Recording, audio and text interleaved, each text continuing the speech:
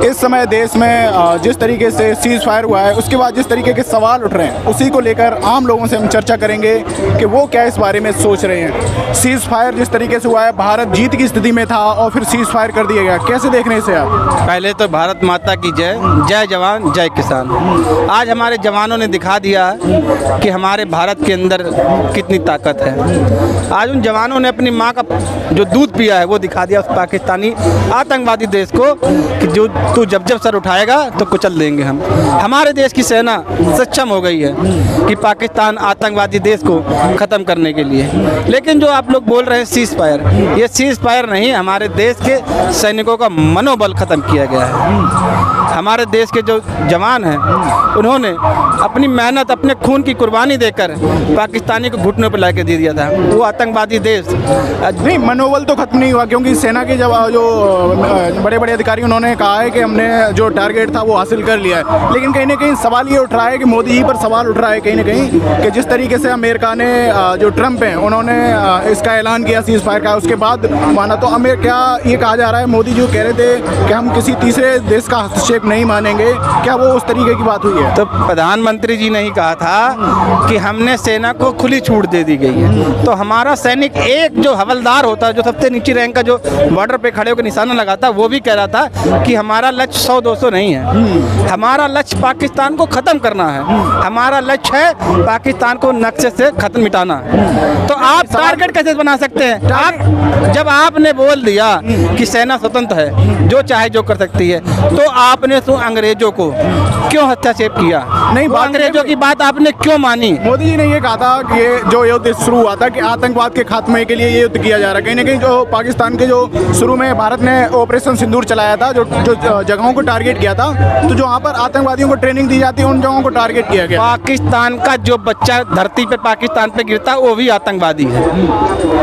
वहाँ का प्रधानमंत्री आतंकवादी है, वहाँ का पार्लियामेंट जितना बैठा सब आतंकवादी को शरण देने वाले हैं। तो कैसे विश्वास किया जाए उस पर? वहाँ का कण कण में आतंकवाद भरा हुआ है। वो रोटी नहीं खाते हैं, वो बारूद खाते हैं साले। वो केवल उनका एक टारगेट है कि हिंदुस्तान को बर्बाद करना है। लेकिन उनके सपने आज से नहीं, जब से देश हमारा आज़ाद हुआ है तब से वो सोच रहे हैं कि हिंदुस्तान को कैसे बर्बाद किया जाए। लेकिन जब जब वो हिंदुस्तान की तरफ सर उठाते हैं, उनका सर कुचल दिया जाता है। हमारे देश की सेना उन्हें कुचल देती है, चाहे कारगिल हो, चाहे खत्तर की लड़ाई हो, चाहे अभी हो।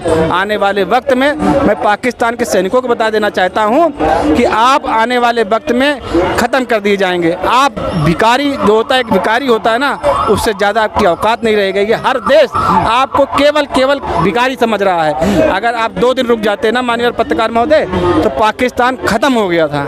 लेकिन पाकिस्तान के प्रधानमंत्री ने भाप लिया था कि ये हिंदुस्तान की सेना हमें ख़त्म कर देगी, और वो तुरंत घुटनों के बल होकर अमेरिका के पास चला गया कि हमें हिंदुस्तान की सेना से बचाइए। अच्छा, अमित शाह का एक बयान वायरल हो रहा है, जो बहुत पहले उन्होंने संसद में कहा था, अगर सीज फायर 3 दिन तक नहीं किया जाता तो कश्मीर, जो पाक ऑक्युपाइड कश्मीर है, वो हमारा हिस्सा होता। तो क्या ऐसा हो सकता था? ऐसे तो माननीय प्रधानमंत्री जी का भी भाषण वायरल हो रहा है। अभी आप खोल लीजिए, यूट्यूब पे पढ़े हैं कि प्रधानमंत्री जी ने कहा था कि हमारे देश के अंदर आतंकवादी आ कैसे जाते हैं, आ जाते हैं तो चले कैसे जाते हैं। तो अब कैसे आए और कैसे चले गए?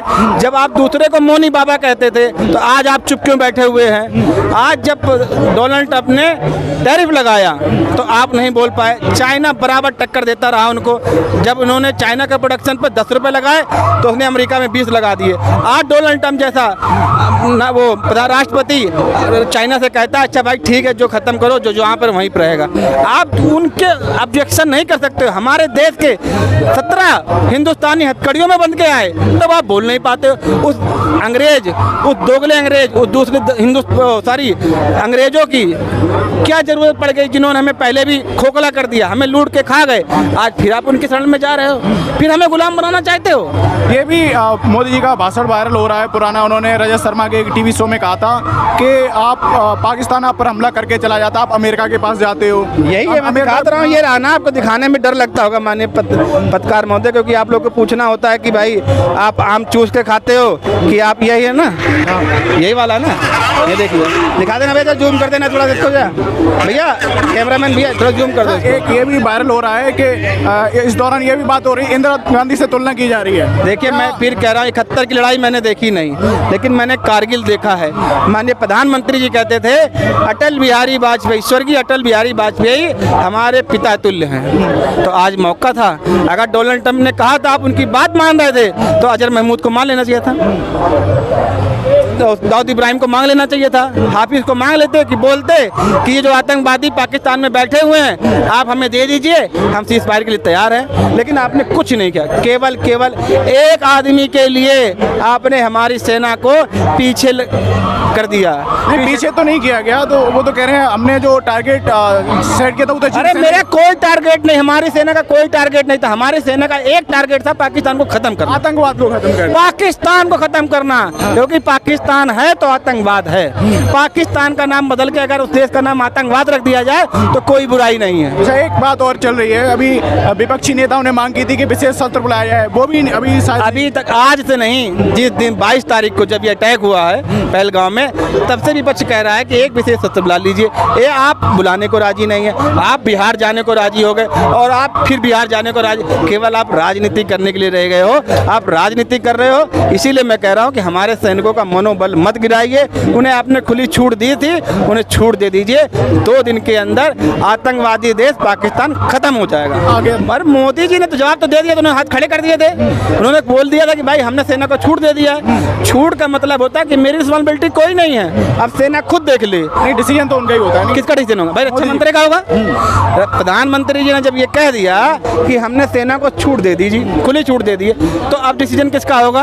रक्षा मंत्री का होगा, ब्रिगेडियर का होगा, वहाँ के सिपाहियों का होगा ना। अब प्रधानमंत्री तो अपने जो विक्रम मिश्री जो IAS अधिकारी हैं, जो विदेश सचिव हैं, उन पर भी कई तरीके के जो भक्त लोग हैं वो अरे भाई डोगरवाल, अजीत डोगरवाल भी तो हैं, इनको सबसे ज़्यादा अच्छा रणनीतिक माना जाता था कि ये अच्छे पाकिस्तान को नस्तनबूद कर देते हैं। आज क्यों डोगरवाल जी पीछे उड़ गए? मैं कहता हूँ अजीत डोगरवाल जी, आपकी एक बहुत अच्छी छवि है, आप इस्तीफा देके किनारे हट जाइए, सबसे अच्छा आपके लिए रहेगा।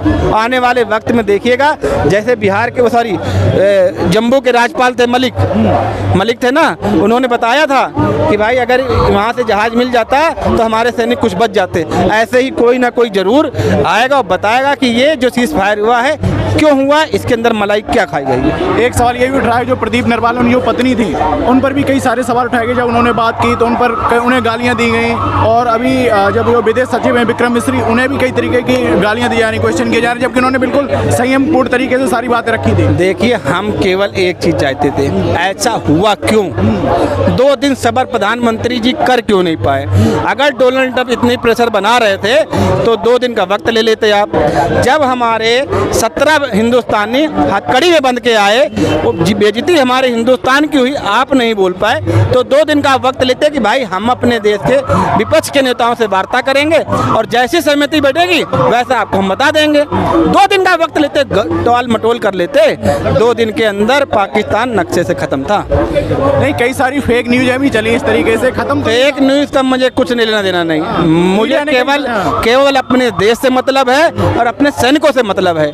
जो सैनिक अपनी जान देने के लिए, चाहे 21 साल का हो या 40 साल का हो, वो देश पे कुर्बान होने के लिए बैठा रहता है।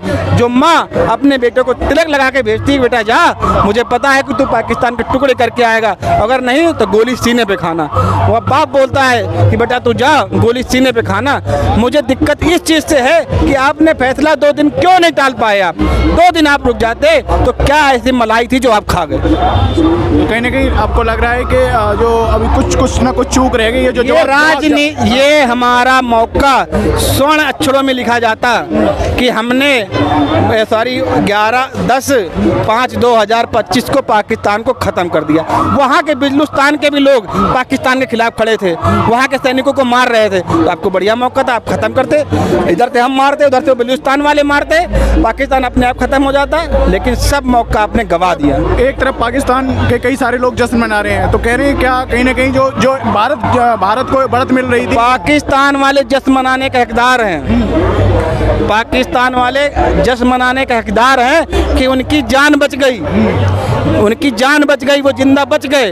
अगर वो 2 दिन और हमें सैनिक होते ना, एक एक पाकिस्तान को काट दिया जाता, गोलियों से भूंज देते। इसलिए वो जश्न मना रहे हैं कि हम जिंदा बचे हैं तो हम जश्न मना ले, वरना अगर हिंदुस्तान की सेना अंदर आती, एक भी अरे ही आतंकवादी है, उनको पनाह देने वाले ही पाकिस्तानी आतंकवादी हैं। अभी आपने जहाँ पर भी विस्फोट किया है वो पाकिस्तान के अंदर ही था ना। अगर यहाँ पर पाकिस्तान आतंकवादी कैंप बनता है तो जो अगल बगल जो रह रहे हैं उनको पता नहीं कि आतंकवादी हैं, तो वो सपोर्ट कर रहे हैं, उनको पानी दे रहे, खाना दे रहे, तो आतंकवादी वही। आतंकवादी का सपोर्ट करने वाला भी तो आतंकवादी है ना।